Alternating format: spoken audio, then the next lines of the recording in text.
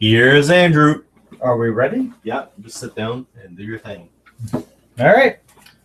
So, what are we going to talk about today? The only reason we're doing this because Clete says I have to keep the YouTube channel up because if I don't, it'll go down. And yeah, sorry about I don't want to irritate people because I don't want to do this too often. So, but there are a lot of things to talk about for the next few minutes. The most topical thing, obviously, is Donald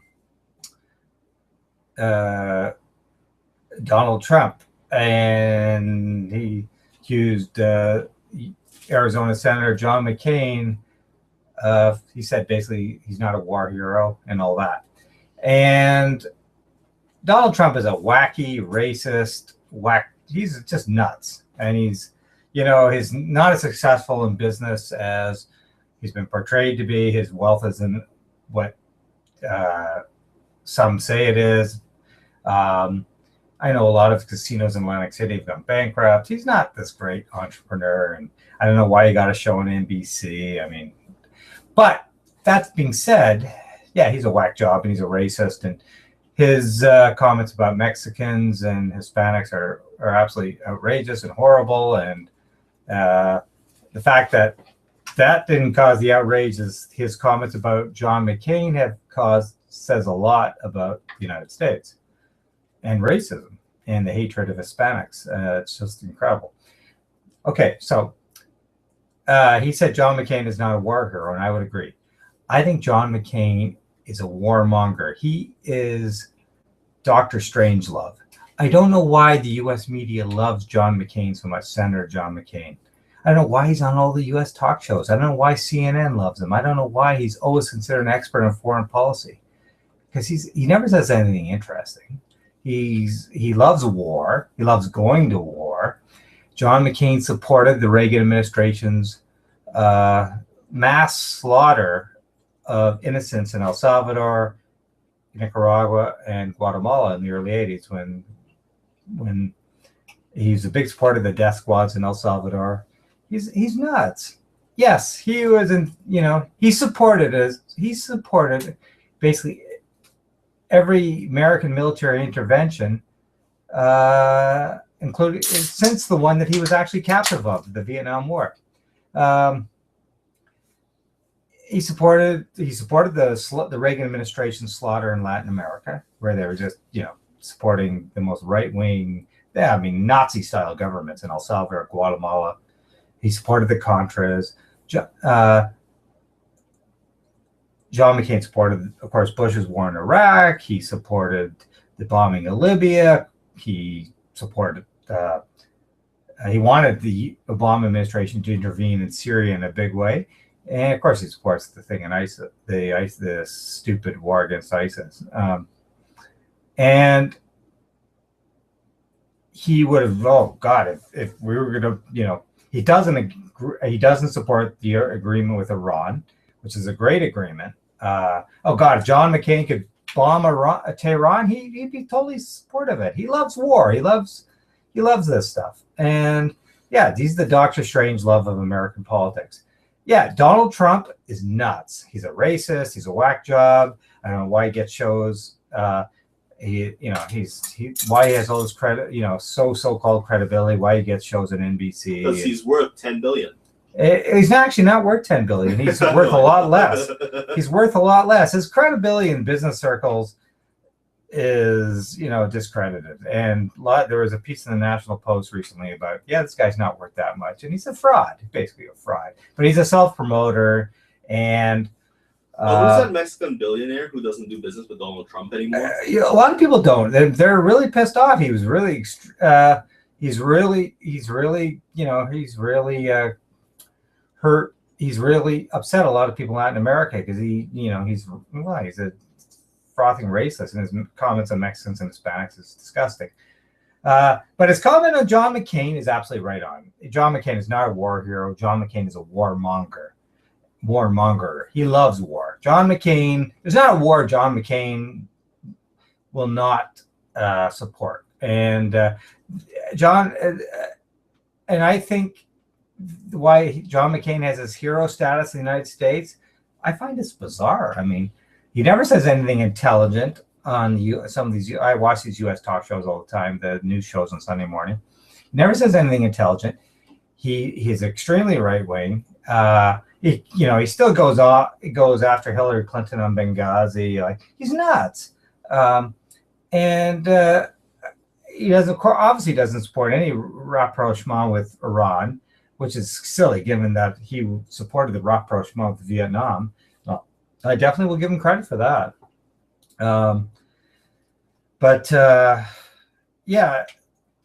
John McCain has supported every U.S. military intervention since the one that he was held captive in the Vietnam War. So, and I don't understand why John McCain is so well thought of. Frankly, I think he's nuts. He's as nutty as nut. He's two peas in a nutty Republican pod.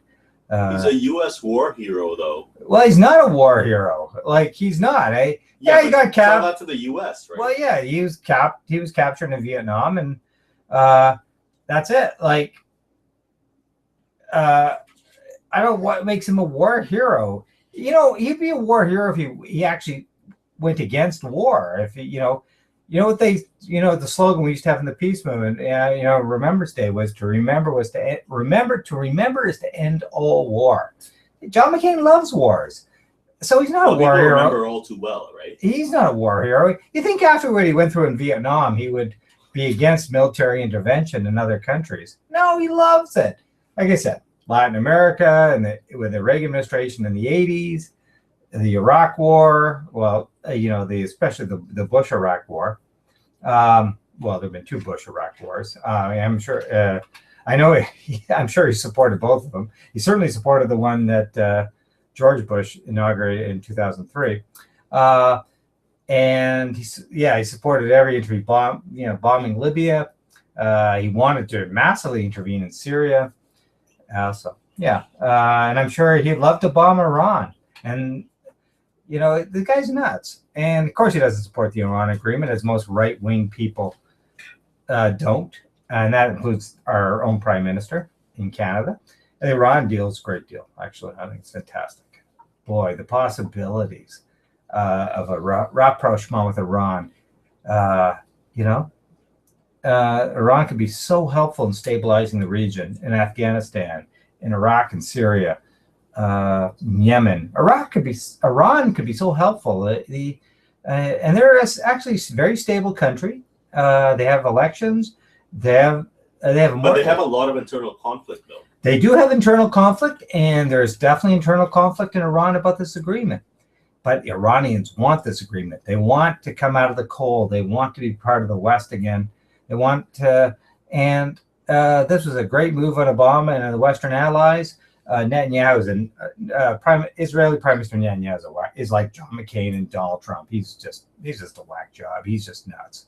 There's nothing to convince him. And of course, Harper's been muted because he's been told by his Western allies, Angela Merkel and David Cameron and Hollande and Obama, shut up. Don't say anything about this agreement. And Harper's fallen in line because as much as he really wants to go after Iran and support his boyfriend Netanyahu in Israel, the allies had told him, "Hey, Harper, shut up. You're part of the G7. You got to shut up." And he has pretty much. He's fallen in line, which is a good thing. I don't understand this demonization of Iran. I've never understood it. I don't go to bed at night worrying about Iran.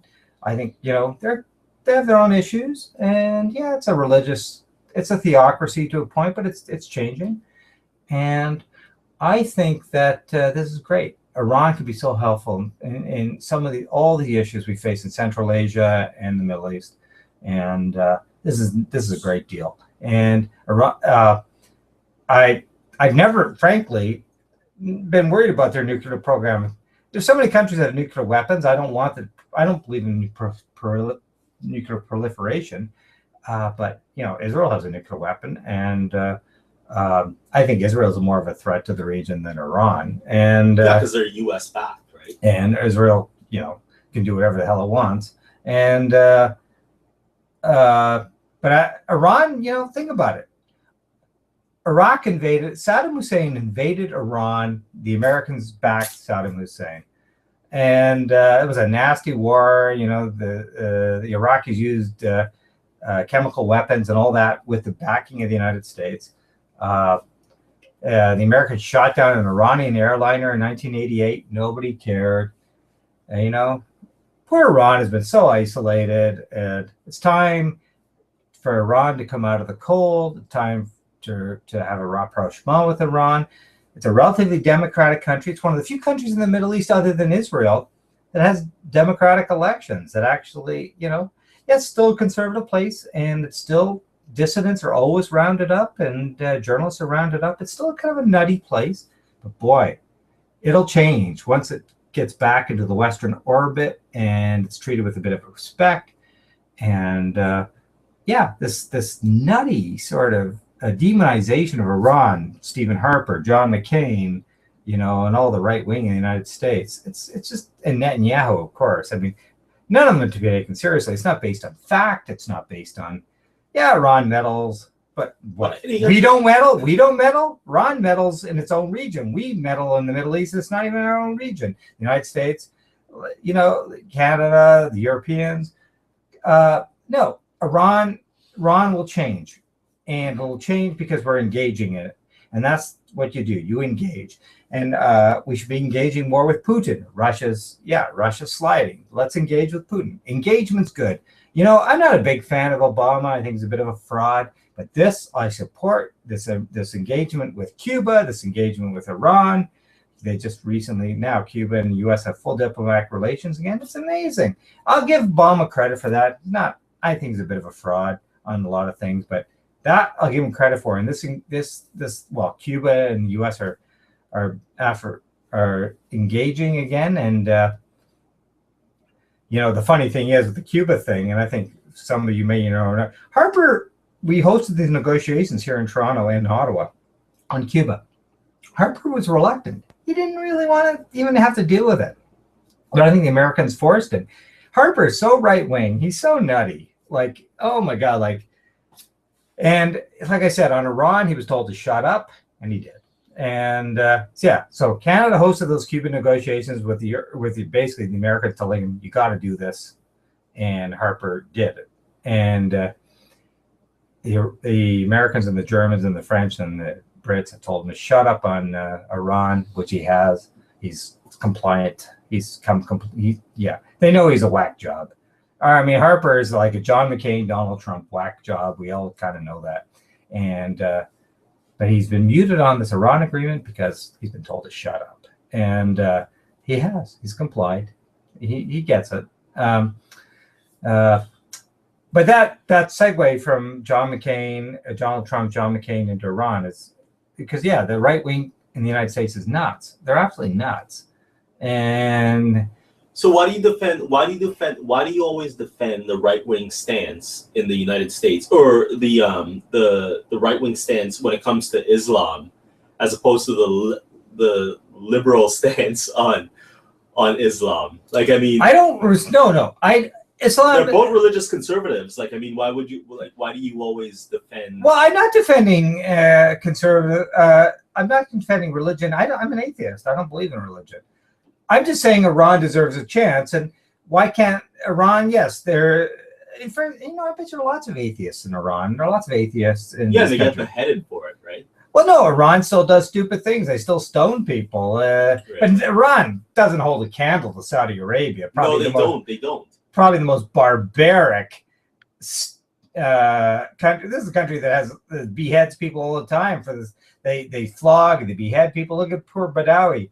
Why does any country have relations with Saudi Arabia? I mean, this is a medieval theocracy.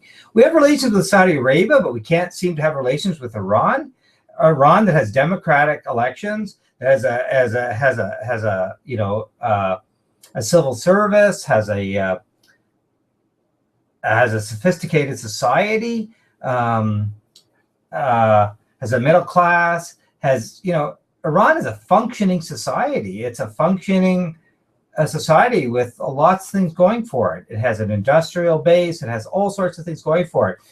And has an intellectual class. It has, it has all these things. Why is Iran isolated, but not Saudi Arabia, a country that is a medieval theocracy? There's no democracy. People get beheaded all the time. Women are treated like dirt. Can't drive a car. A woman can't drive a car in Saudi Arabia, but in Iran you can. Women are in Iran's parliament.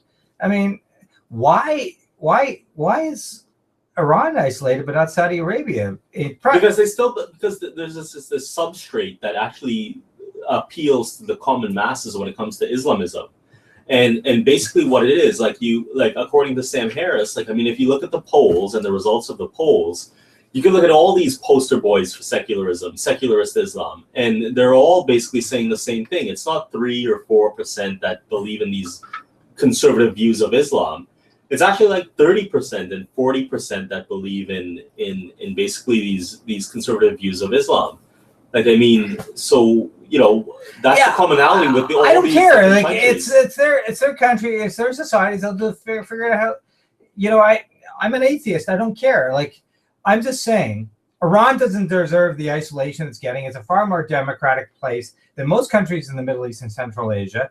But doing the dirty work, like the U.S. going in there and doing the dirty work for Islamists, like, I mean, that seems kind of off. Well, no, that's your comments are silly. Like, we do the dirty work for Islamists by supporting all these right-wing nutty countries like Saudi Arabia and Pakistan. So why does the U.S. give Pakistan this huge military aid budget? And this is a country that supports the Taliban, supports it basically supported the attacking of the young kid that won the Nobel Prize. Oh, Malala. Like, this is a nutty place, and the United States gives them $1 billion in military aid. Like, the world's screwed up. Of course, we know human rights. It's as Noam Chomsky would say, it's all whose ox has been gored. We have our selective. Iran is an official enemy. Saudi Arabia is good. Pakistan is good, even though these countries are reprehensible. I'll tell you, I'll take Iran over Saudi Arabia and Pakistan any day. Yeah. And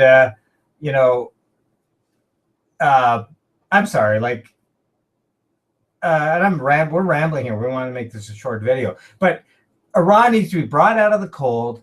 It's one of the more democratic countries. One person's watching us, by the way. Hi, whoever's watching us. Iran needs to be brought out of the cold. It can do a lot of help. It could help a lot in stabilizing the Middle East and Central Asian regions.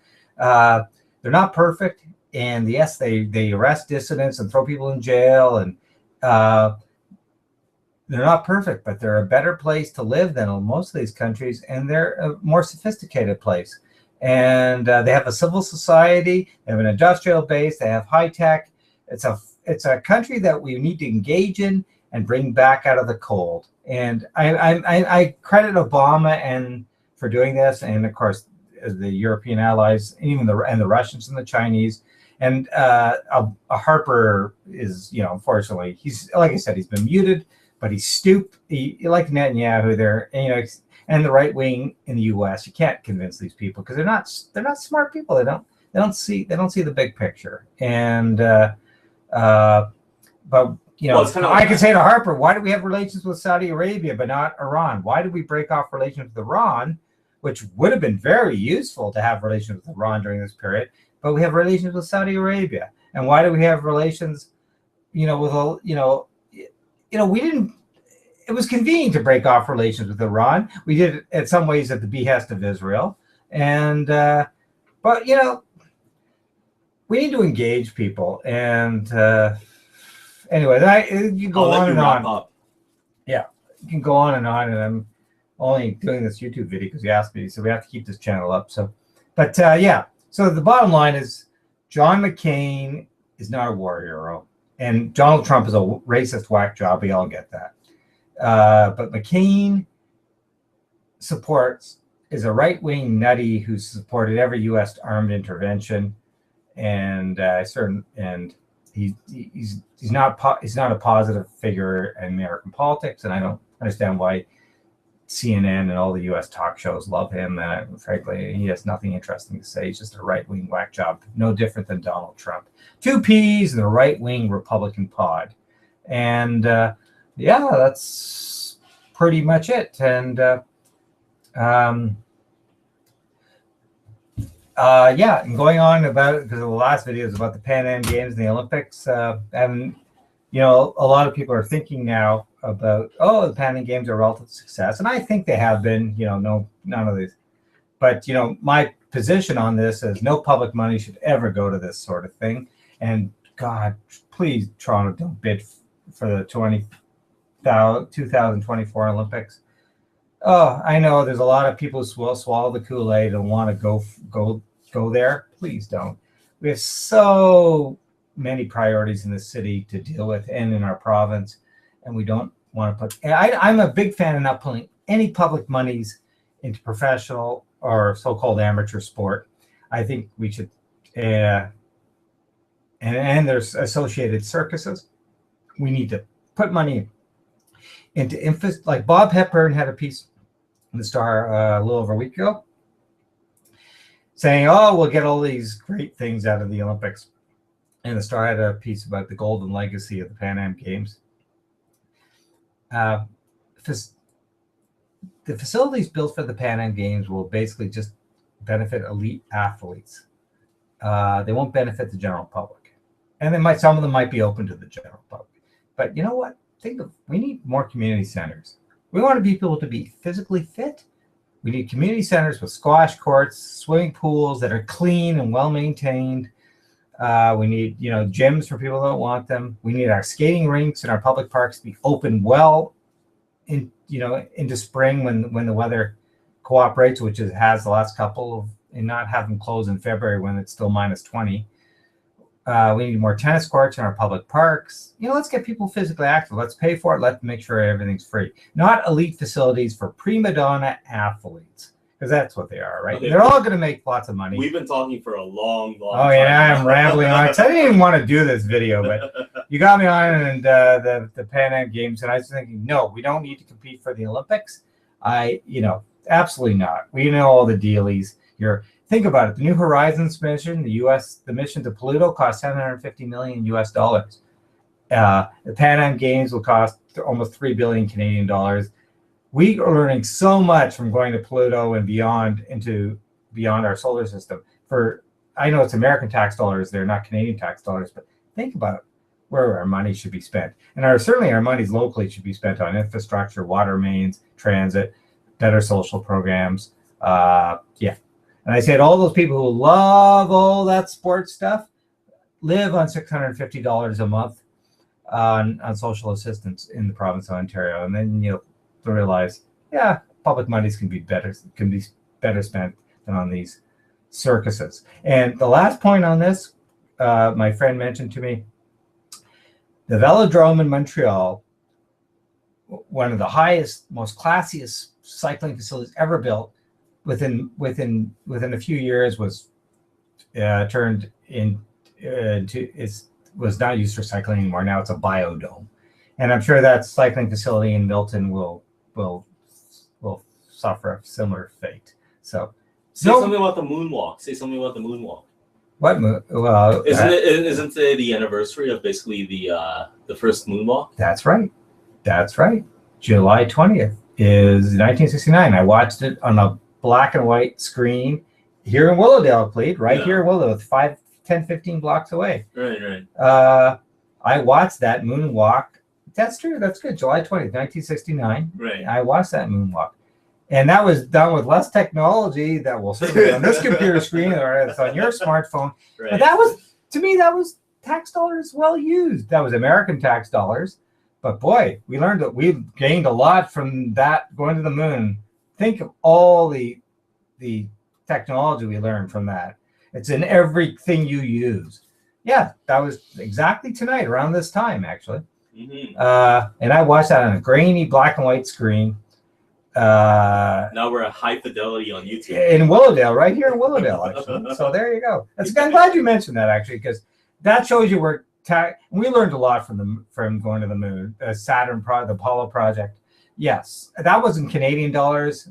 That was American dollars. But yeah, we learned a lot from that, and I'm glad because that wraps it up, right?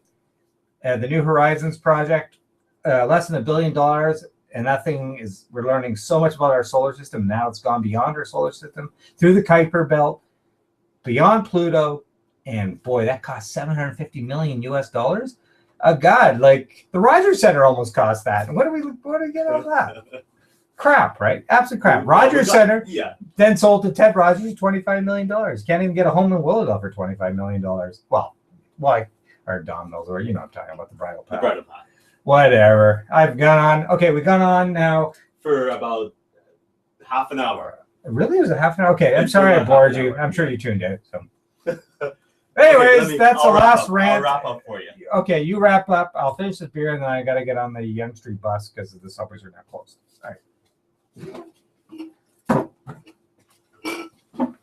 Okay, so this wasn't exactly dogma debate, but we'll hammer out the incongruencies when it comes to how we present the show and how we put it all together. And but yeah, there you have it, Andrew on John McCain. I'll shut up now and sign off, and I hope you guys enjoy this video as long as it was running. So yeah, okay, have a good night. Bye.